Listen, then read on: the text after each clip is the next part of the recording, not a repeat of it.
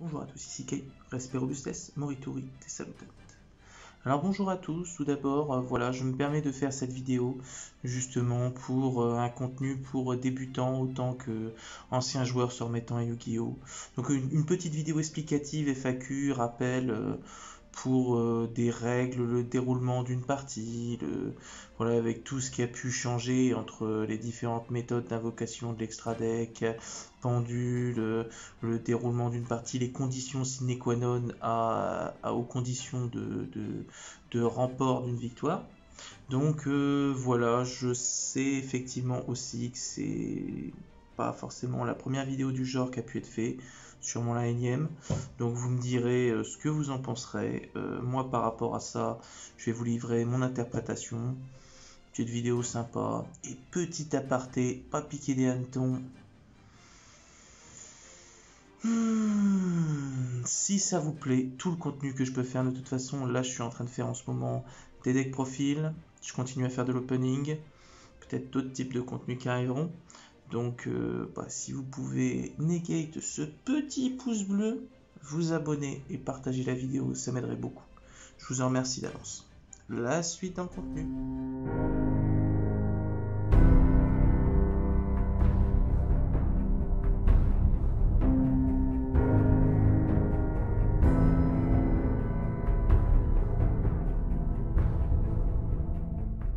Alors heureux de vous retrouver, ici Caillou.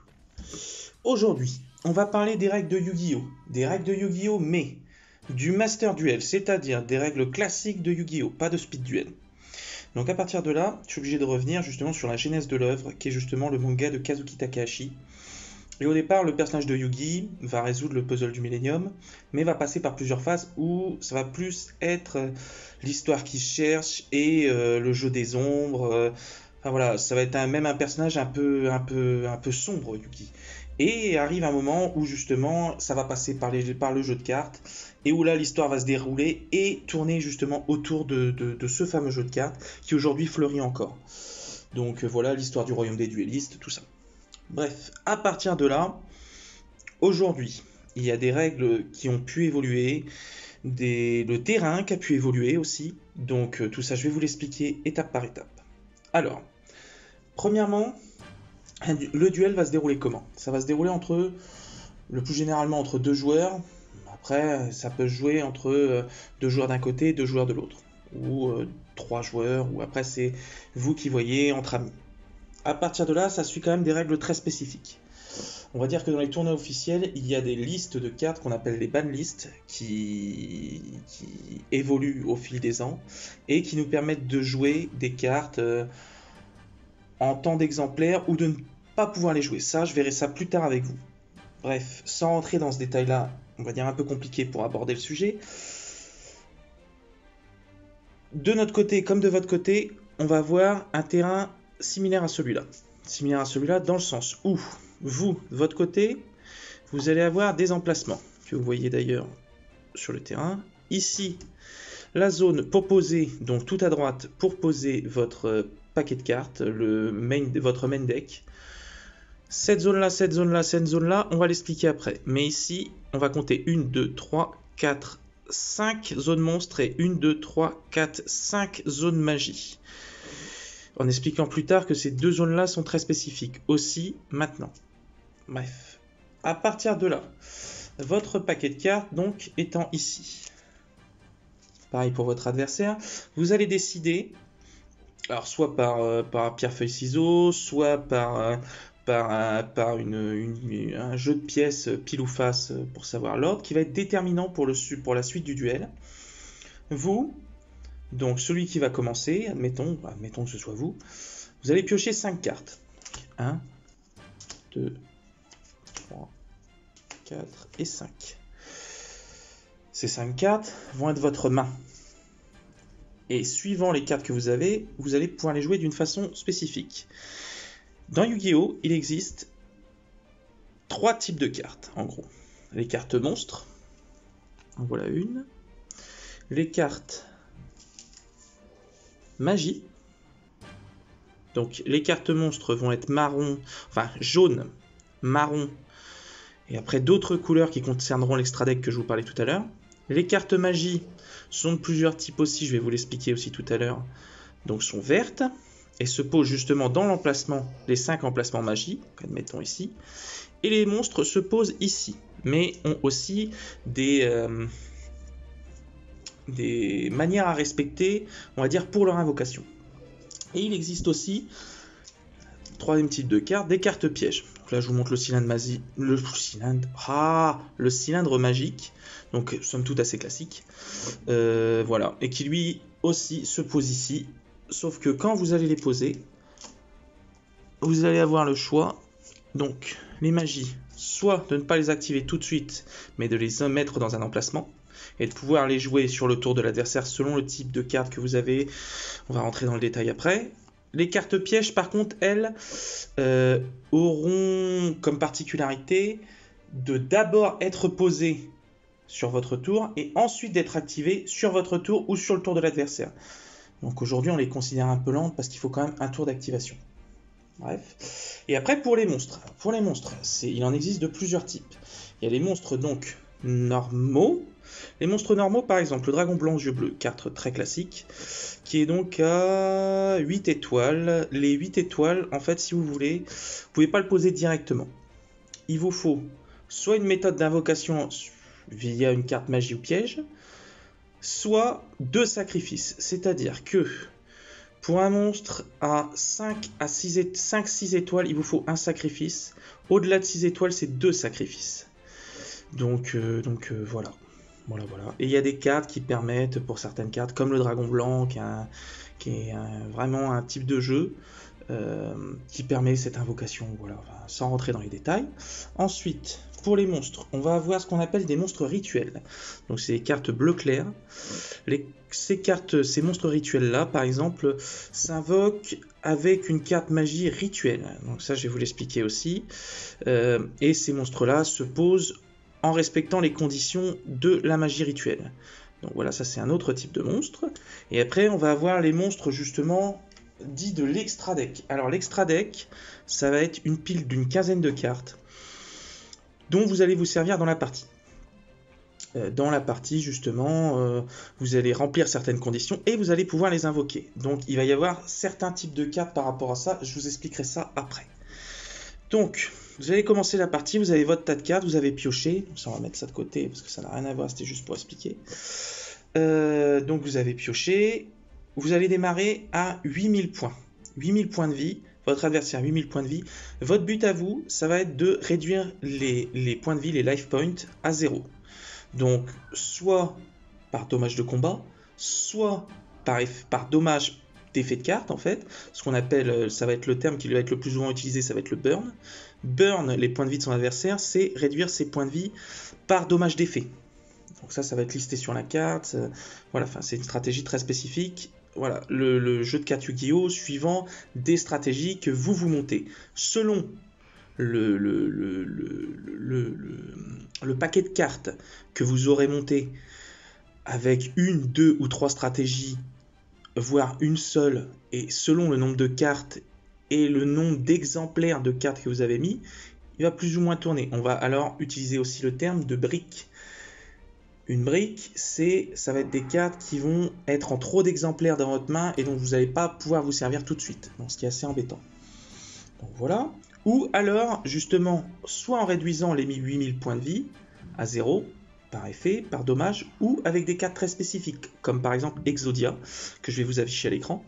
Et Exodia qui dit justement que c'est une carte assez ancienne, qui permet, si vous avez les 5 cartes, donc dans les 5 emplacements juste dans la main, et que vous pouvez les poser, vous avez gagné le duel. Après, il y a d'autres cartes comme ça, qui peuvent permettre de faire gagner un duel. Voilà. Alors, pour revenir au type de carte, alors je vous ai montré les monstres, je vous parlerai de l'extra deck après, on va parler des magies. Alors, les magies, il en existe de plusieurs sortes. Alors, pour les différents types de magies, il va y en avoir plusieurs. Donc, les magies, je rappelle, vous allez pouvoir les poser directement sur le terrain pendant votre tour, et voir un certain type de magie, l'activer pendant le tour adverse. Mais ça, on verra ça plus tard. Donc il va y avoir déjà les magies continues. Le focus... Donc là, par exemple, le fragment de cupidité. Vous voyez avec le petit sigle je sais pas, bon, vous allez voir ça, le petit sigle continu au-dessus. Donc ça, on va les reconnaître à ce petit sigle-là. Donc le fragment de cupidité qui va nous permettre de mettre 2 compteurs, et au bout du deuxième compteur, de la sacrifier, de l'envoyer à la zone cimetière. Donc la fameuse zone que je vous ai pas parlé tout à l'heure. Le focus qui a encore du mal. Donc ici, on va voir la zone cimetière, l'extra deck que je vous ai expliqué. Et là, on va voir la zone carte terrain. Donc c'est un certain type de magie que je vais devoir vous expliquer. Attendez, un petit souci. Et là, au-dessus, on va avoir 2 zones aussi. 2 autres zones qui sont les zones extra deck que je vous expliquerai après. Donc la magie continue qu'on va pouvoir poser là comme ça. Et à chaque stand-by phase, mettre 2 compteurs. C'est très spécifique au fragment de cupidité. Une fois utilisée, elle part au cimetière. Comme les monstres.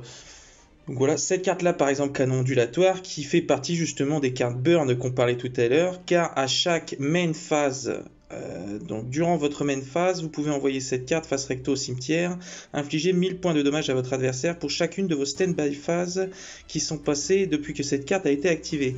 Donc ça veut dire qu'à chaque tour, si vous la laissez, au moment où vous allez l'envoyer, suivant le nombre de tours où vous l'avez laissé depuis son activation, l'adversaire va prendre 1000 fois le tour depuis que vous l'avez activé. Donc c'est ce qu'on appelle un effet de burn. C'est ce que je vous expliquais tout à l'heure. Donc une fois utilisé, ça part au cimetière. Voilà. Ensuite, on va voir les cartes magie rapide. Donc ce petit sigle éclair qu'on voit en haut à droite. Alors là, le livre de la lune, hein, carte voilà, qu'on connaît tous plus ou moins. Donc cibler un monstre face recto sur le terrain, changer la cible en position de défense face verso. Les cartes magie rapide peuvent s'utiliser directement pendant votre tour, mais le truc sympa, c'est aussi que pendant une situation critique, par exemple, votre tour est fini, vous passez au tour de l'adversaire, il invoque par exemple des monstres assez chiants, vous faites livre de la lune, les repasse face verso, et comme c'est une magie rapide, vous pouvez l'utiliser sur le tour adverse. Mais les magies rapides, pour être utilisées sur le tour adverse, doivent être posées. Donc voilà, une fois utilisées, classique, elles partent au cimetière. Après, nous allons avoir les magies rituelles. Donc là, je vous sors la forme du chaos. Donc, forme du chaos, justement, pour appeler les magies rituelles, pour justement appeler les monstres rituels que je vous parlais tout à l'heure. Donc là, par exemple, le dragon du chaos max aux yeux bleus ou le dragon du chaos max. Et donc, il y a une recette spécifique de noter dessus. Et vous voyez toujours le petit sigle en haut à droite, là, qui est la petite flamme. Donc, attendez, le focus qui merde. Voilà. Donc voilà, je vous laisse lire la carte tranquillement et mettre pause. Mais voilà, c'est le principe des cartes rituelles. Voilà. Après, encore le focus qui s'en va, on va avoir les cartes terrain. Donc là, par exemple, carte terrain assez basique. On va y arriver. Les plaines marécageuses. Tous les monstres de type eau, niveau 2 ou moins, gagnent... C'est quoi? C'est 1200 points d'attaque. C'est relativement fort. Et donc, ces cartes terrain se mettent dans l'emplacement terrain en haut à gauche. Donc, vous voyez le cimetière, tout ce qui part au cimetière, les monstres qui se sont fait battre, ou une carte piège utilisée, une carte magie utilisée, voilà. Les cartes terrain, elles restent jusqu'à temps qu'elles soient détruites, ou renvoyées à la main, ou... Il y a différents types d'effets dans ce jeu de cartes, justement. Donc pour l'instant, tant qu'elle se fait pas détruire ou autre, elle reste sur le terrain. Et donc elle donne ce bonus qui reste de votre côté. Sauf si justement l'adversaire a une carte terrain de son côté, et encore les deux effets peuvent rentrer en contradiction ou se cumuler. Après, il faut que ça réponde aux exigences des cartes terrain. Donc voilà, par exemple, vous allez avoir monde zombie. Tous les monstres sur le terrain vont devenir zombies. C'est relativement chiant pour certaines stratégies, mais bon, c'est le type de carte qui, par exemple, peut prendre tout le terrain. Quand c'est listé, par exemple, le terrain sur une carte, c'est l'entièreté du terrain. Par contre, si sur la carte, ça va être listé sur votre terrain, ça va être juste votre terrain. Enfin voilà, ça c'est. Après, je vous enverrai sur d'autres liens de youtubeurs spécialisés qui parlent vraiment spécifiquement des rulings de cartes. Il y a certaines phases, des vitesses d'effet, de choses comme ça que je parlerai pas forcément. Donc voilà. Donc on a vu les magies, maintenant je vais vous présenter les pièges. Il y a aussi les... Alors non, les magies j'ai pas terminé, je suis désolé. Donc on va avoir les magies d'équipement aussi. Magie d'équipement, donc avec le signe plus. Les magies de terrain, je sais pas si vous avez vu. Alors c'est un espèce de plus vrillé, c'est très... Je sais pas si on va le voir, voilà. Ce sigle-là, en haut à droite. Et après, on va voir justement les magies d'équipement. Ça ressemble un peu, mais c'est pas tout à fait pareil. Alors, les magies d'équipement, ça va être des magies qui vont rester sur le terrain et qui vont équiper un monstre, d'une certaine façon. Lui donner un buff, ce qu'on appelle un buff, c'est un bonus, ou un malus qui peut devenir un bonus. Enfin bref, il y a plein d'effets différents. Par exemple, la lame cyclone, ça fait quoi? C'est pour les héros de la destinée. Attendez, je vous le mets. On va y arriver.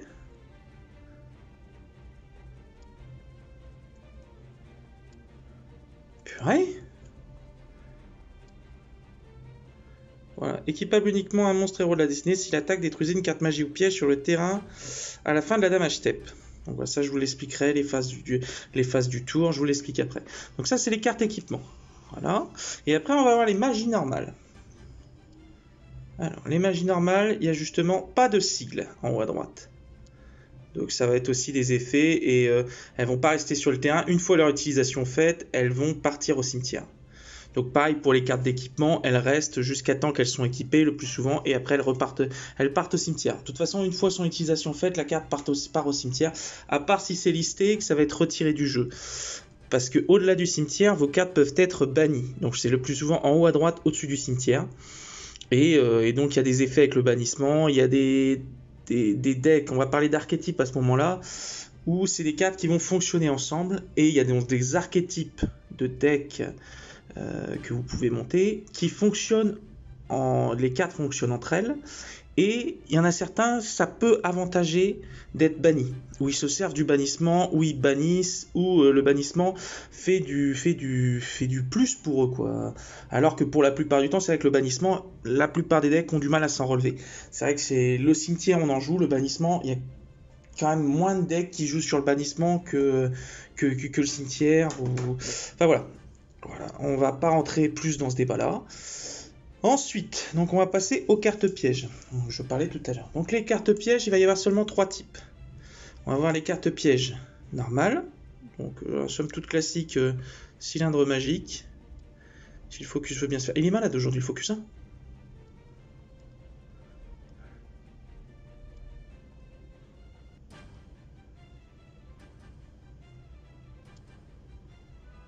Voilà, donc cylindre magique par exemple. Donc les cartes pièges, vous êtes obligé de les poser. Putain, mais c'est fou. Donc vous êtes obligé de les poser et de les activer sur le tour de votre adversaire sur votre tour. Mais ça peut être pendant des phases du tour très spécifiques. Seulement quand vous recevez une attaque. Par exemple, le cylindre magique, c'est quand vous recevez une attaque, vous le retournez et son effet, c'est de renvoyer les dégâts. Donc ça annule l'attaque. Votre monstre n'est pas détruit et l'adversaire prend le nombre de points d'attaque que vous auriez dû prendre sur votre monstre. Donc voilà, ça va être pour les pièges normales. Ensuite, on va voir les pièges continus. Comme les magies, c'est le même principe et vous voyez le petit sigle en haut à droite. Donc elles, c'est pareil, elles doivent être posées. Une fois retournées, elles restent sur le terrain jusqu'à être détruites ou... Alors, petit aparté. Pourquoi j'ai gardé cette séquence après visionnage? J'ai trouvé ça drôle. Voilà, l'installation était un chouïa bancal. Je vous mets une petite photo. Vous me dites ce que vous en pensez. Et du coup, j'ai repris derrière, comme si de rien n'était. Mais voilà, je suis honnête, je vous mets la petite chute. Donc...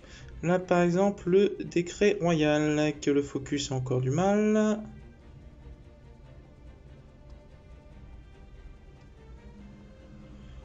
Oh, c'est fou. J'ai encore de la chance aujourd'hui.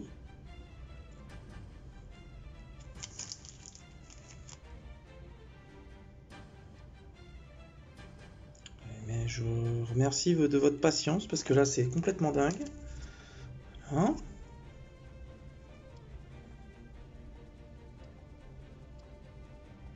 Voilà, le décret royal, justement, avec ce petit sigle toujours en haut à droite, continu. Ça, c'est les pièges continus, donc pareil, qui vont être posés. et une fois activés, qui vont rester sur le terrain jusqu'à être retirés du terrain.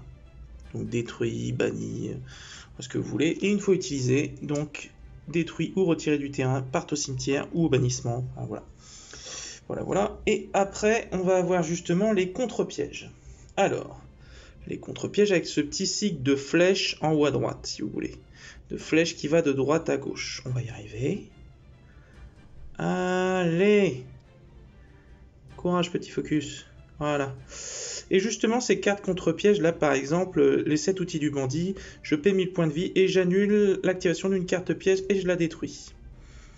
Donc, ces 4 contre-pièges-là, alors il faut savoir que les contre-pièges, on peut répondre à une contre-piège qu'avec une autre contre-piège, parce que c'est un...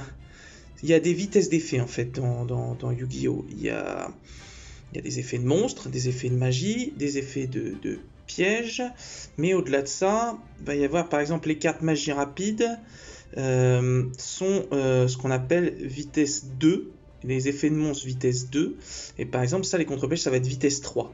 Et pour répondre à un spell speed, on appelle ça comme ça, un spell speed 3, il faut un autre spell speed 3, et il n'y a que les contre-pièges qui sont spell speed 3. Donc voilà, les contre-pièges, on peut répondre qu'à un contre-piège qu'à un autre contre-piège.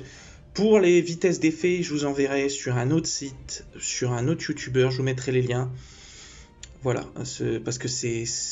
Voilà, moi je spécifiquement là tout de suite vous l'expliquer. Je vais peut-être m'en mêler les pinceaux. Hein, donc peut-être en deuxième partie j'essaierai de vous l'expliquer concrètement. Bref, donc voilà les types de pièges. Alors concrètement, comment se passe un tour? Donc vous avez décidé que ce serait vous qui commenciez. Donc vous piochez vos 5 cartes. Donc, en gros, vous avez vos 5 cartes ici, clac. Donc, le tour va se passer comme ça. Ça se déroule d'abord une draw phase, donc la phase de pioche. Donc, vous piochez vos 5 cartes. 1, 2, 3, 4, 5. Suite à la draw phase. La deuxième phase qui suit. Donc, draw phase, stand-by phase. La stand-by phase, ça va être une phase où il ne va pas se passer grand-chose. Certains types d'effets listés sur les cartes se font en stand-by phase. Donc, il faut bien se rappeler l'effet de vos cartes. Donc, stand-by phase, suite à la stand-by phase, ça va être la main phase, ce qu'on appelle la main phase 1. La main phase 1, c'est là où vous allez commencer à utiliser vos cartes. Donc, je vous montre ma main. Et carte piège, carte piège. Le focus a encore du mal à se faire. C'est une malédiction aujourd'hui. Donc voilà, carte monstre, carte magie. Donc par exemple, je vais utiliser ma carte magie ici. Je vais pouvoir poser mes cartes pièges. Donc là, je ne vais pas vous détailler exactement ce que je fais parce que c'est un archétype spécifique. Enfin là, pour le coup, c'est les 6 samouraïs. Sans focus avec le grand shogun et Kamon, que logiquement on devrait voir. Voilà, le grand shogun Chien et Kamon. Donc là, par exemple, dans votre main phase, vous pouvez utiliser autant de cartes magie et pièges que vous voulez, ça y a aucun problème. Les monstres, par contre, vous allez avoir le droit à ce qu'on appelle une invoque normale. Une invoque normale, sauf certaines cartes magiques qui vont vous permettre de faire une deuxième invoque normale. Comme par exemple, il y a des effets de monstres, parce que sur les monstres, il y a les monstres normaux, les monstres à effet. C'est ça que je ne vous l'ai pas dit tout à l'heure. Les monstres à effet, par exemple, ça va être Kamon et le dragon blanc. Par exemple, le dragon blanc, il est sans effet, il a juste un texte descriptif. Mais Kamon, par exemple, il est orangé, marron foncé. C'est-à-dire que lui, en fait, ça va être un monstre à effet. Et il va avoir des effets très spécifiques. Voilà, je vous le montre. Voilà. Donc après ça, c'est ce qu'on appelle un effet de monstre. En gros, vous allez pouvoir faire donc une invoque normale de monstre. Donc de 1 à 4 étoiles. Dans tous les cas, sauf si vous avez une condition pour invoquer plus. Que vous pouvez poser normalement un monstre, c'est 1 à 4 étoiles. Au-dessus, c'est sacrifice, ou un effet spécifique d'effet de monstre, ou effet spécifique de magie ou piège, suivant votre archétype. Voilà. Donc là, par exemple, je vais pouvoir poser Kamon, qui a 3 étoiles. Voilà. Et je vais utiliser, donc, c'est ce que je l'ai fait avant, je vais pouvoir utiliser Ascétisme. Ascétisme me permet d'aller chercher un autre monstre 6 samouraïs de même niveau, c'est quoi? C'est attaque et niveau, mais de noms différents, si je dis pas de bêtises. Donc ça, c'est une invoque spéciale. Alors les invoques spéciales, vous pouvez en faire autant que vous voulez pendant votre tour. S'il y a des conditions qui sont remplies, que vous pouvez le faire, vous pouvez en faire autant que vous voulez. Aujourd'hui, il faut se méfier avec un certain Nibiru, mais bon, je vous regarderai cette carte-là à la limite. Je vais vous l'afficher, vous allez voir. C'est une carte de l'année dernière qui est sortie dans les méga-teams de l'année dernière. Voilà, on va pas rentrer dans ce détail-là, mais bref. Donc en gros, les invoques spé, vous pouvez en faire autant que vous voulez. Les invoques normales, logiquement, vous en faites qu'une, sauf s'il y a une condition de magie ou de piège ou d'effet de monstre qui vous permet d'en refaire une. Type Leio Senju, type en carte magie à double invocation qui fait ça.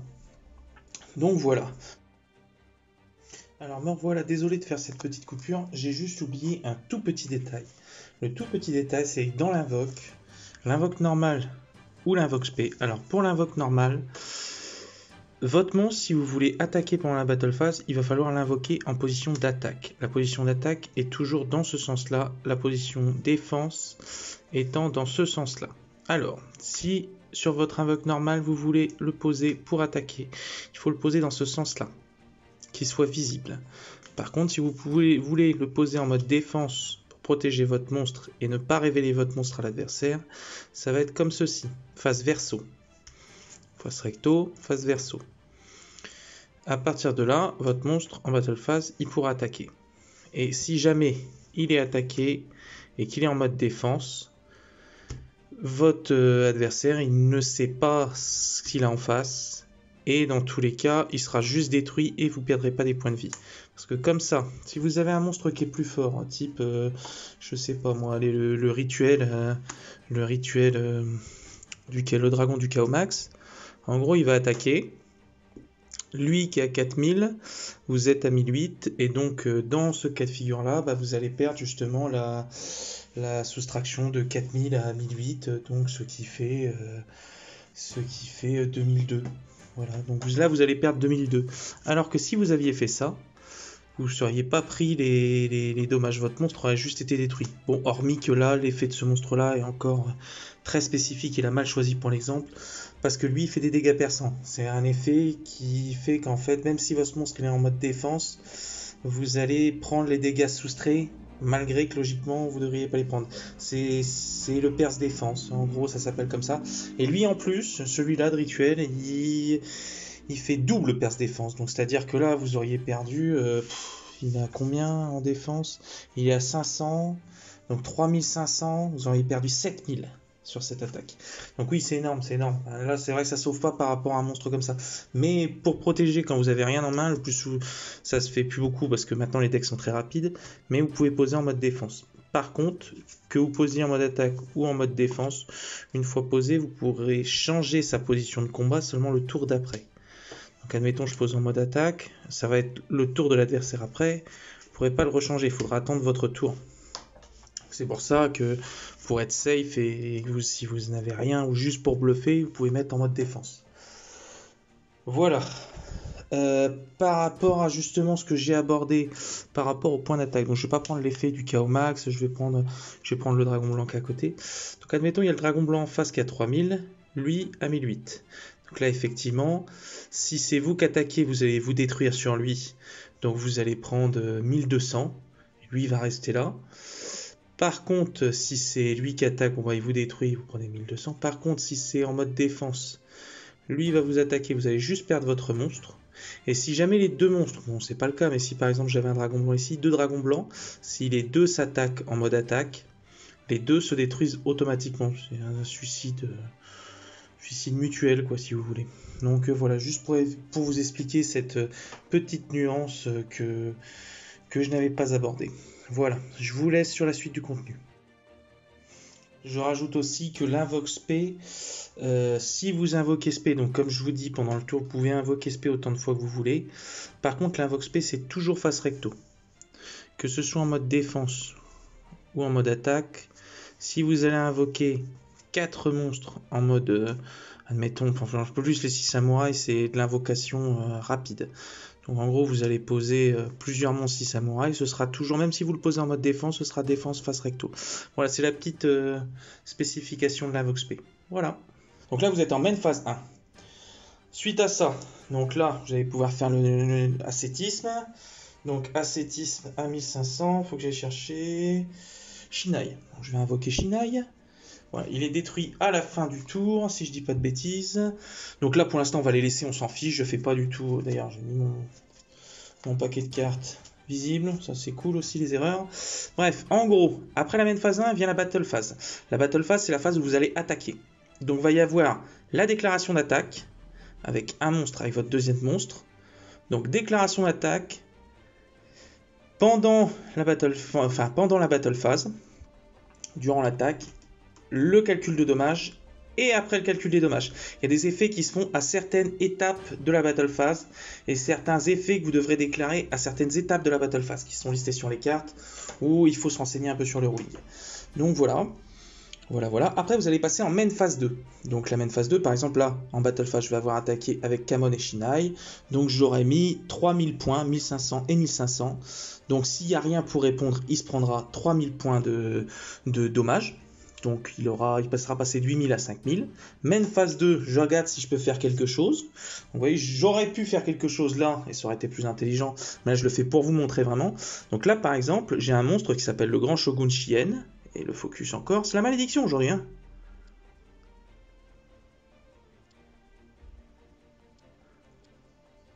Voilà. Qui lui, en fait, du moment où il y a 2 6 samouraïs sur le terrain, je peux l'invoquer spécialement. Donc voilà, lui je l'invoque, donc en main phase 2. Si je l'avais invoqué en main phase 1, j'aurais pu attaquer aussi avec lui à 2500. Donc au lieu de mettre 3000 points de dommage, j'aurais mis 5500. Voilà. Et donc après la main phase 2 vient la end phase, la fin du tour. Donc en gros, un tour se caractérise par la standby phase. Non, qu'est-ce que je raconte? La draw phase, donc la phase de pioche, la standby phase, la main phase 1, la battle phase, la main phase 2 et la end phase. Voilà, les 6 phases d'un tour. Ensuite vient le tour de votre adversaire, donc rebelote, pioche, standby, main phase 1, battle phase, main phase 2 et end phase. Voilà, ça c'est le déroulement d'un duel dans ces phases. Donc je vous rappelle les zones que je vous ai expliquées.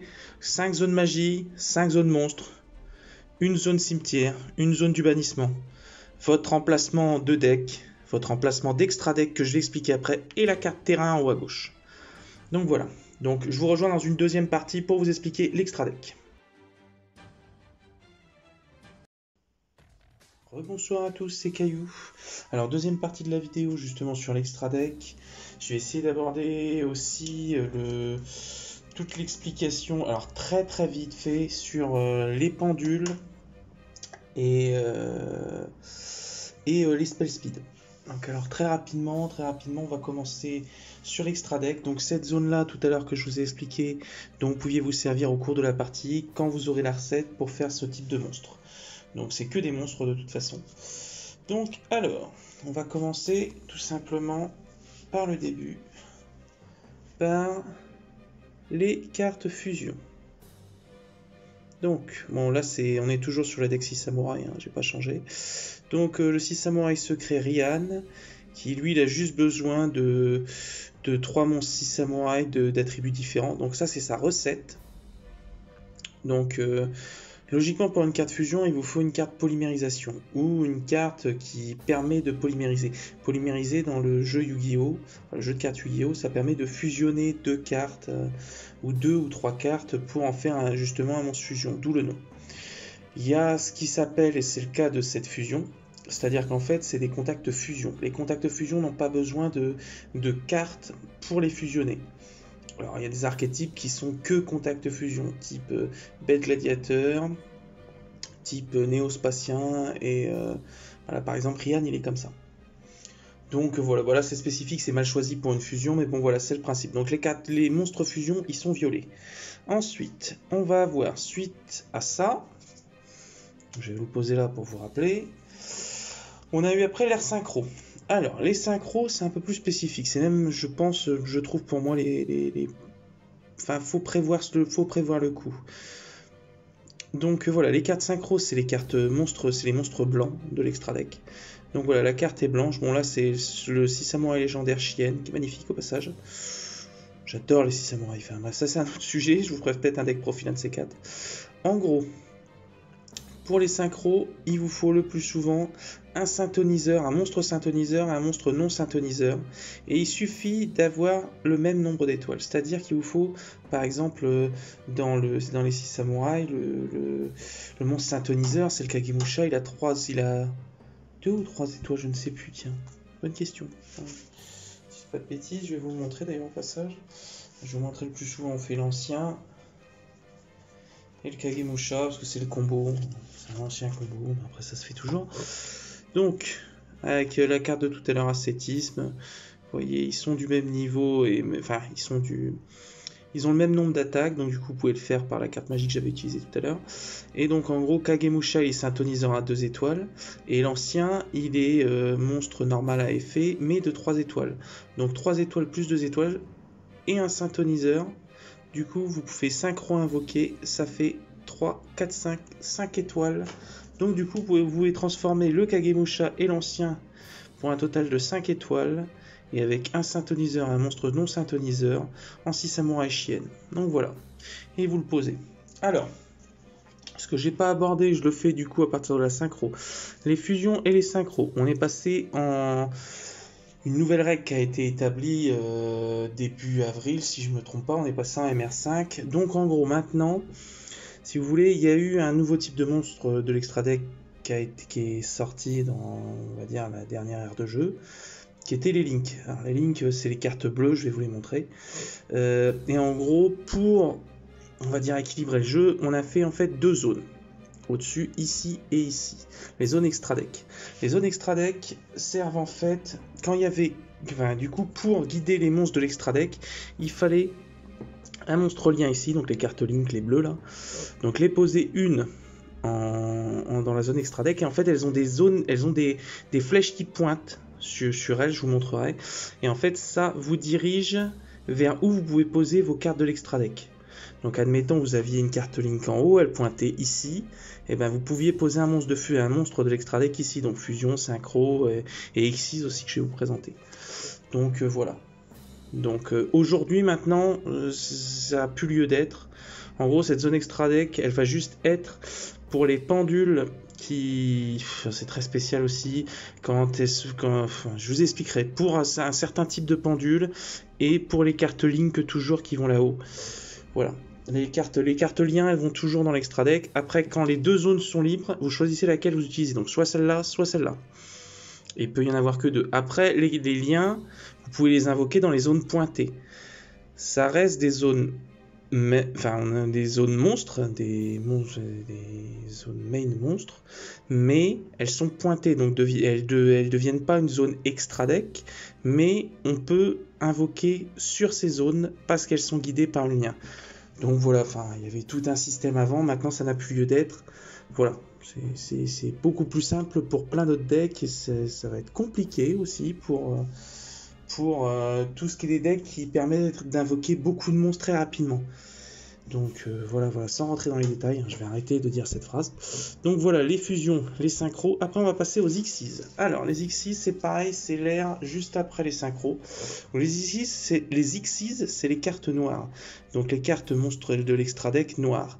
En gros, elles ont pas, je sais pas si vous avez remarqué, les synchros, les monstres et les synchros, les fusions, les monstres, elles ont leurs étoiles, elles partent de la droite. Ça, c'est des étoiles. En gros, c'est leur niveau. Mais là, le Ryan, il est 1, 2, 3, 4, il est 5. Ryan, il est niveau 5. Par contre, les X6, je sais pas si vous avez remarqué, ça part de gauche. Et donc, en fait, c'est pas des niveaux qu'elles ont, les X6, c'est des rangs. Donc, par exemple, pour des cartes qui vont demander spécifiquement des monstres dans leur recette, des monstres de niveau 4, de niveau 5, par exemple, vous pouvez pas prendre Chien pour un monstre de niveau 4, il est rang 4. Donc voilà, ça faut le savoir. Et souvent les X6 c'est 2 monstres de même niveau. Par exemple là c'est le focus qui se fait. Voilà. 2 monstres 6 samouraïs de niveau 4. Voilà, c'est Chien, ombre des 6 samouraïs. Donc lui il suffit d'avoir... bon là j'ai pas de monstre de 4 étoiles, mais il suffit... je vais vous en placer 2, juste pour vous montrer. On va mettre... Allez, on va mettre 2 Kizan. Hop, Kizan.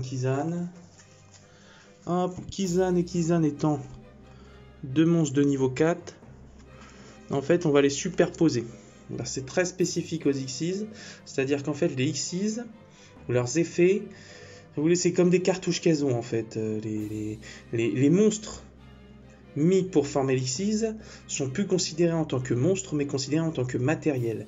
Et pour utiliser les effets des Xyz, alors elles ont des effets qu'elles peuvent déclencher à leur invocation ou sans forcément, mais le plus sans forcément utiliser ces cartouches, mais le plus souvent leurs effets s'activent en détachant un matériel ou deux. Et il y a des cartes qui permettent de remettre des matériels aux cartes Xyz pour continuer à utiliser leurs effets. Parce qu'en fait, une fois que la carte Xyz, ou qu'elle soit réinvoquée par exemple par un Monster Reborn, qu'elle soit juste sur le terrain sans ses matériels, en fait, elle a plus d'effet. Une fois qu'elle a plus de matériel, le plus souvent l'Xyz a plus d'effet. Donc voilà, sauf les effets d'invocation, par exemple, je pense à Dingirsu par exemple, qui est le berger des Orcustes là, et en gros lui à chaque fois qu'il est invoqué, il se remet un matériel, il prend un monstre adverse en matériel, ou il va chercher une carte bannie de notre côté qui met en matériel. Vous voyez par exemple ça c'est un effet d'invocation. Enfin voilà, je vais arrêter de rentrer dans les détails. Bref, donc il y a les Xyz. Donc ça les Xyz c'est pareil, ça peut se poser dans les zones main, aucun problème. Et maintenant on va passer justement à ce que je vous disais, les cartes liens. Alors, les cartes liens c'est très spécifique. C'est ces cartes là. Là c'est la lien des 6 samouraïs. Attendez, le focus qui va réussir à se faire un jour. Voilà. Le shogun de combat des 6 samouraïs. Alors, je ne sais pas si vous voyez, en bas, vous allez avoir marqué Link 2. Et vous allez avoir des petites flèches. En fait, les flèches, donc vous voyez, je vais le poser dans cette zone là ou dans cette zone là, fatalement. Si je pose par exemple la parce que les autres monstres de l'extra deck type Synchro X6 Fusion, je peux quand même les poser là-haut. Mais le problème, c'est que je pourrais plus poser les links si j'en ai. Parce que les liens, ils ont forcément besoin de partir de cette zone. Donc il faut que je pose le shogun là-haut. Et en fait, c'est ce que je vous disais, les petites flèches qui pointent. Donc là, il est Link 2. Donc du coup, il a deux flèches. Une en diagonale droite, bas, et une en diagonale gauche, bas. Donc en fait, il guide sur ces deux zones. Et à partir de là, on peut continuer à invoquer des liens ou juste fermer la boucle avec des monstres de l'extra deck. Donc là, par exemple, il me demande deux monstres guerriers et un monstre 6. Attendez, le focus, on va l'avoir. Deux monstres guerriers et un monstre 6 samouraï inclus. Donc il est Link 2. Et Link 2, ça veut dire qu'il est considéré comme son indicateur lien, ça veut dire c'est son nombre de flèches, mais c'est aussi considéré comme un super matériel, c'est-à-dire que lui va pouvoir compter comme deux monstres en fait, si vous voulez. C'est ce qu'on appelle les super matériels. Par contre, une carte lien peut pas se mettre en mode défense. Ah, voilà. Après, il y a une petite spécificité, enfin juste des petits termes, juste voilà la volée. Attendez, le focus qui se fait. C'est simplement, vous voyez les petites flèches par exemple, si vous la posez dans la zone extra, je vous ai montré, et qu'elle pointe un monstre, ce monstre est considéré comme lié. Il peut y avoir dans leur descriptif d'effet un effet où si par exemple elle pointe à un autre monstre et que ce monstre là dans son effet c'est marqué comme quoi s'il est lié ça déclenche un effet, voilà c'est ce terme lié. Il y a aussi le terme collier, c'est à dire que par exemple s'il y a une link en dessous et que elle pointe vers elle et que elle avec sa flèche pointe vers elle, on dit qu'elles sont colliées. Collier, c'est le fait que deux cartes link soient pointées par leurs flèches respectives. Et après il y a aussi le terme extralié, et extralié c'était en fait le fait de faire le U. Alors faire le U, je m'explique. Admettons ça c'est une carte Link, même si c'est la rituelle du Dragon Chaos Max. Les deux autres monstres extra. Attendez, je vais remettre le focus. Il suffisait d'arriver à gérer à faire le U, c'est-à-dire faire la continuité des flèches liens et arriver à occuper les deux zones liens. Qui logiquement, on ne peut pas faire ça. Un joueur a seulement le droit d'occuper une zone extra, mais si jamais les flèches arrivent à joindre jusqu'à l'autre zone extra pour poser une autre carte lien du coup de la zone extra ou n'importe quel monstre de l'extra deck, en fait on bloque la zone extra de l'adversaire. Voilà, j'avais dit que j'expliquerais la pendulation et les spell speed. Je pense que je le ferai dans une autre vidéo brièvement, mais je pourrais pas le faire sinon la vidéo va être trop longue. Après, je m'étais dit que je pouvais vous expliquer deux trois termes qu'on pouvait rencontrer, enfin c'est des anglicismes hein, ou autres, hein, et c'est vrai que j'avais pas particulièrement aussi expliqué au début, quand j'avais dit qu'on pouvait gagner par burn, par dommage d'effet de carte, ou par dommage de combat, ou par exemple la condition d'Exodia, on peut gagner aussi à la meule. La meule, c'est-à-dire le fait de ne plus d'avoir épuisé tout son paquet de cartes et de ne plus pouvoir piocher. S'il n'y a plus de cartes dans le deck et qu'on peut plus piocher, c'est une victoire par meule en fait. Donc voilà, on peut gagner comme ça. Après, il y a aussi des termes comme par exemple stacker. Le stack, c'est par exemple une même carte qui, si on l'a en plusieurs exemplaires, peut permettre d'utiliser plusieurs fois l'effet par tour. Ou vous allez entendre aussi beaucoup le terme staple. Les staples, c'est des cartes qui vont pouvoir se placer dans beaucoup de decks parce qu'elles se placent un peu partout, parce qu'elles sont efficaces, parce qu'elles ont une certaine synergie avec beaucoup de cartes. Donc voilà. On va aussi pouvoir parler après des petits termes qui se retrouvent dans les textes de cartes, comme par exemple la défausse. La défausse, c'est toujours de la main au cimetière. Voilà, c'est juste ça. Retirer du jeu, c'est vous retirer du terrain. Quand on va parler de mirror match aussi, c'est le fait de rencontrer le même archétype en face. Par exemple, vous jouez Cyberdragon, vous rencontrez un Cyberdragon, ou enfin voilà, le même type de deck en face. Voilà, quand on va parler de board aussi, le board c'est le terrain. C'est votre board, c'est votre terrain. Ou par exemple l'engine. Par exemple un engine, ça va être la partie d'un deck qui va permettre de lancer le deck. C'est le moteur du deck en fait, l'engine. Et peut y avoir par exemple pour un deck un engine d'un autre archétype parce que le support n'est pas encore sorti ou qu'il y a tellement peu de cartes de cet archétype que ça peut se mettre dans d'autres trucs et que c'est un très bon engine. Il y a des cartes d'un archétype qui sont toujours utilisées parce qu'elles sont un très bon moteur de départ. Par exemple l'Oviraptor pour les dinosaures, voilà, ça s'est joué dans beaucoup de choses.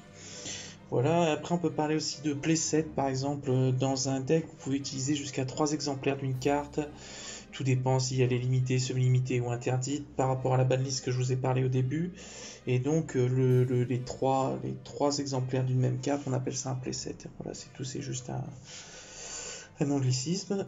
Par rapport à ça, voilà la banlist. Et ben la banlist, il faut juste comprendre que c'est un outil de la part de Konami. Alors il y a la banlist effectivement OCG, tout ce qui est pays asiatiques, et TCG, ça va être chez nous et les pays anglais. Et les États-Unis, l'Europe, enfin voilà, ça c'est la zone TCG, la zone OCG c'est tout ce qui est pays asiatiques, Corée, Chine, Japon, voilà. Et par rapport à ça, bah justement, la banlist, elle arrive donc 3 fois par an, logiquement, où on va annoncer si les cartes sont bannies, donc interdites dans le format actuel, si elles sont débannies, donc qu'elles étaient interdites avant et que maintenant on juge qu'il y a d'autres cartes qui sont plus fortes et que on peut se permettre de les remettre, ou si elles sont en un exemplaire, donc limitées ou semi-limitées à 2 exemplaires. Donc voilà, après c'est une mise à jour du jeu. Il faut prendre ça comme, comme une remise à niveau dans le sens où c'est pas toujours les decks les plus forts qui règnent depuis un certain moment et qui sont plus ou moins difficiles à passer. Elles reçoivent encore du support, elles peuvent devenir encore plus forts et donc on leur enlève des cartes pour pouvoir justement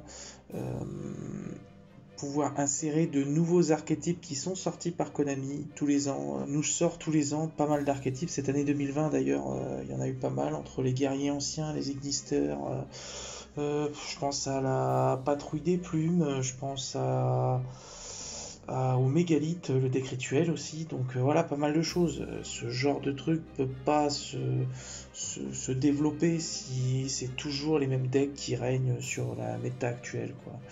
Donc quand je dis méta, c'est les decks qui sont, on va dire, les plus fortes dans le jeu actuellement, quoi. C'est, on va dire, le metagame, c'est les decks les plus forts en tournoi. S'ensuit d'ailleurs après les classements tier 0, tier 1, tier 2, tier 3, les classements de...